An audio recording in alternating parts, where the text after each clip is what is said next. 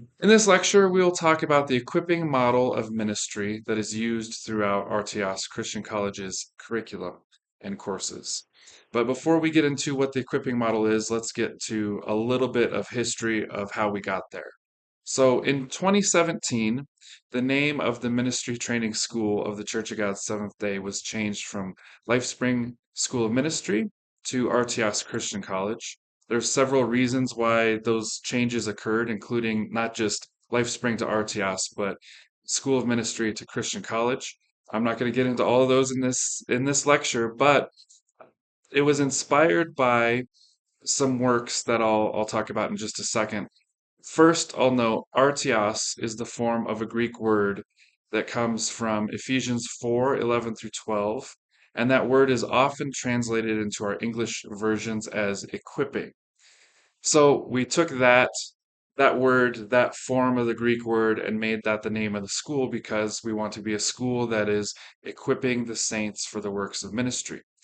This was inspired before that by Greg Ogden's book, Unfinished Business. Unfinished Business is used in some of our courses still or summarized in others. And the book itself, Unfinished Business, painstakingly evaluates the meaning and the use of the word artios and related words throughout the New and Old Testaments and how they're used, what their functions are, what they mean. They all essentially lead to some sort of equipping.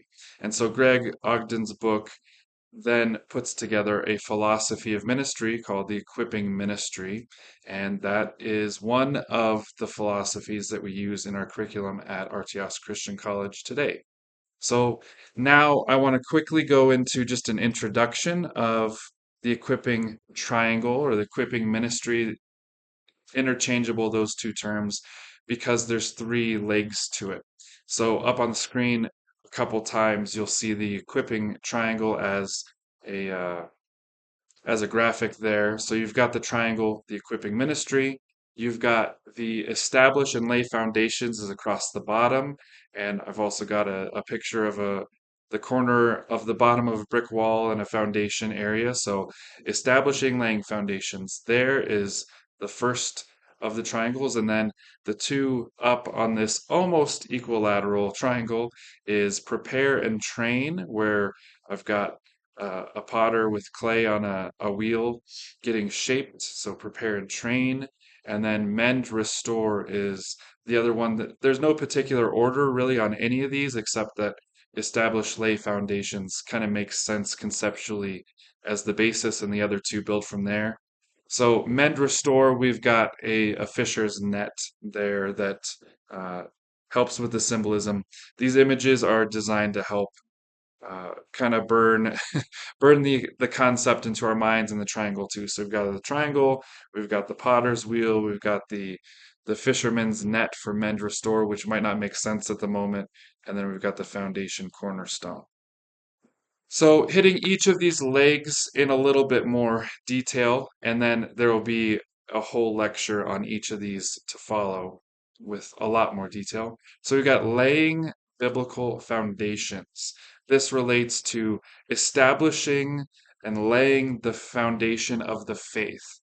A lot of this is stuff that the Church of God Seventh Day historically has done really well, which is biblical exposition, discussing biblical stories and narratives, interpreting, uh, memorizing, preaching on the Bible very directly, teaching related to that, discussing theology that's very biblically related and focused, discussing and teaching the norms and practices of the faith, good habits of Christians that are either commandments or just good habits in general to continue to be in the presence of God generally, and then very general discipleship of just making somebody more and more a follower of Christ. That's all laying biblical foundations.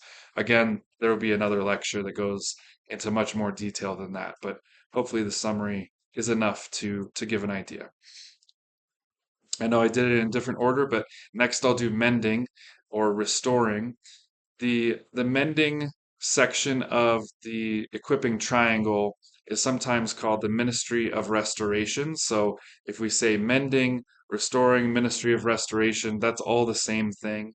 And what we're referring to is a ministry and a focus in the church that looks at things that are broken and seeks to restore them, or things that are wrong and seeks to make those things right.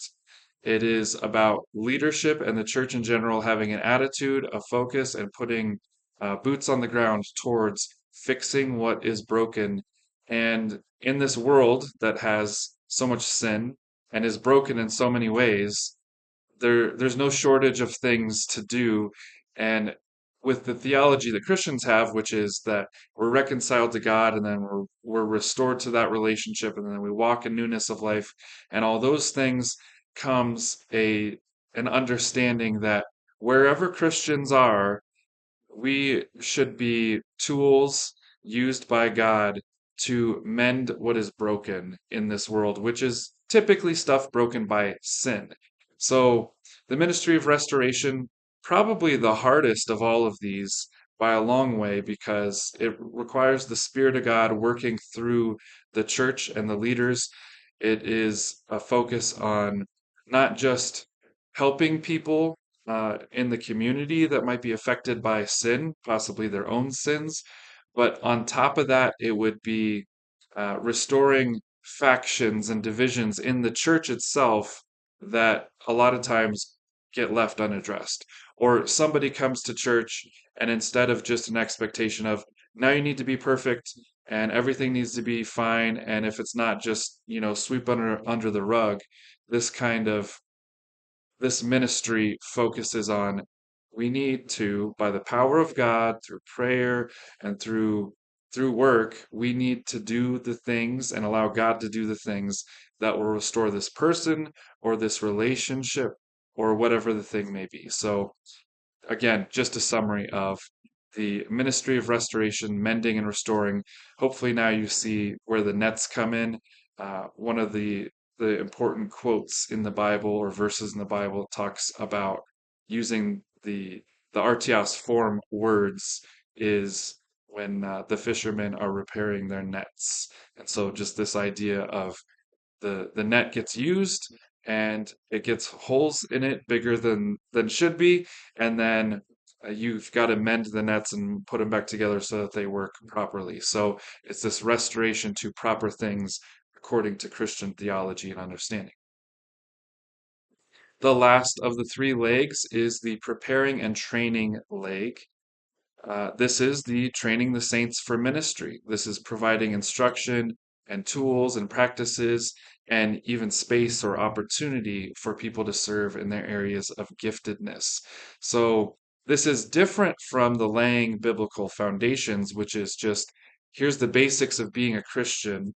This one is now we are going to teach you and train you and give you the opportunities to grow into not just being a Christian with the basics of the foundation set up, but what are your gifts and how can we have those used for the kingdom of God? So this is more nuanced and special direct training for each individual member of the church, that they would know how to use the gifts that have been identified that they have, and they'd be given the chances to use those and to grow in those things. So just a couple more comments here on the process of the equipping model of ministry in a church. The goal and the process of it is to give everyone in the church the tools and the skills they need to fulfill the task they're called to. So, first you've got the foundation laid, then you fix whatever may be broken and needs to be restored, and then you're preparing and training. And those kind of all go in a circle too. The more you do each of those, the more you can do more in each of those. So in the church is then equipping the saints for the works of ministry, as it says in Ephesians 4:11 and 12. They have what they need to live out their calling as Christians in general. They are restored in the things that are broken in them because of sin and because of this world and how it is. They, and getting a little bit too detailed, but some of that might be They might have broken relationships with other people. Some of them in the church, maybe some of them aren't in the church. They might have broken relationship with spouses or family members of some sort. They might have mental health issues that doesn't mean the church will just pray over them and instantly they're healed. It could take some work, it could take some time, and it might take other professional help as well in scenarios like that. But the church works to be an agent of restoring to the proper place. But equipping the saints for the work of ministry is giving everybody what they need to live their calling as Christians, to be faithful witnesses to the kingdom of God.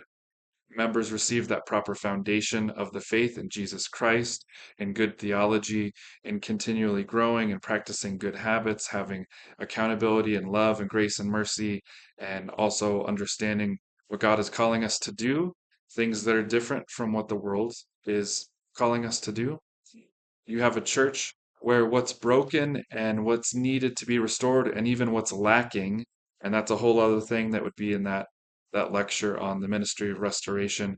Those are things actively worked on in prayer and in service and in support and gifts engaged. It may be that the thing that restores someone who has something broken in them is the gift of another person in the church being connected there. And then everyone is trained further and continually in the ways that they can serve the church. And I'll note really quickly, I'm getting way too deep into this, but I'll note quickly that it may be different depending on the phase of life what somebody does, and somebody might be just locked in their entire life to a certain gift. And part of the process of this is leadership, understanding what's needed in the time, being directed by the Spirit of God, and and just knowing what to do to give people what they need to be equipped. How this is a little bit different from the regular models that are practiced in a lot of churches is a lot of them are pastor centric. A lot of them are the church needs to find a pastor or has this attitude. We got to find a pastor who can do most of the stuff and they can be in charge of everything and they're the main leader and they're really good at basically everything. And we just look to them to oversee the whole church. And this leads to a lot of problems in that it's hard to find such talented individuals and it's hard to keep them and it's hard for them to not get burnt out and it's hard for hero worship and things like that to not get into the church and it it stretches people thin. A lot of times what we end up with is a church where there's a man who has a calling to pastoral ministry and he's working a full-time job and he has a family and he's basically expected to work full-time for the church, and that is a perfect recipe for burnout. It's hard to do all of those things and just do them year after year after year after year. So there's also not often a plan to move forward. There's just maintenance of here's what we've been doing, and so we're going to keep on doing that. And it works okay. And so that's the direction of the church as well. There's often in churches like this no formal and widespread training. There's no growth and movement of most of the members towards whatever their giftedness is, if their gifts have even been identified. And I'll acknowledge these are just generalizations, general things that are true. And part of the weakness is the pastor-centric model with a pastor that doesn't have the ability to be paid full time by the church, and that's all he does, is he simply doesn't have the time to do all these things. A lot of these churches have no ministry of restoration. So broken systems and relationships and people stay broken. In the equipping model, the pastor and the other equipping roles of the church, which that's a whole other lecture as well, what those equipping models are. The apostles, which is the sent ones, the prophets, which is the proclaimers, the evangelists, which are the ones that are talking about what the gospel is, the pastors who are overseeing the flock and protecting them, which can include elders, and the teachers. So all of those together are working to equip the saints for the works of ministry. In the equipping model, they have a clear model and clear expectations of what their goal is. Their goal isn't, I'm going to do everything. Their goal is, us as a team are going to train the rest of the church so that all of us can do everything as a group, not as individuals. In an equipping model church, you have systems in place for laying the biblical foundations, which isn't too far off from what a lot of Church of God Seventh Days do currently. But there's also systems for restoration and for training people in their areas of giftedness to serve. The equipping church does not just let things be as they are and stay broken. It doesn't let the church be complacent and say, well, this is working and, we're just going to keep on doing that because it's worked for a long time. The equipping church does not depend on one person to do everything. Things don't get bottlenecked in the equipping church, and we aren't focused on just one or two people's will or vision for the church. It is a shared group work and vision that we're aiming for, and a large part of it is plotted out by the equipping model, the equipping triangle with the three parts of it. The equipping church has more people, more involved in more ways continually, with no one getting burnt out because there's a lot of redundancy. There's multiple people able to do various things. So, our other lectures in this series will go into each of those models individually: the laying biblical foundations, the mending and restoring or ministry of restoration, and the training and preparation ministries of the church.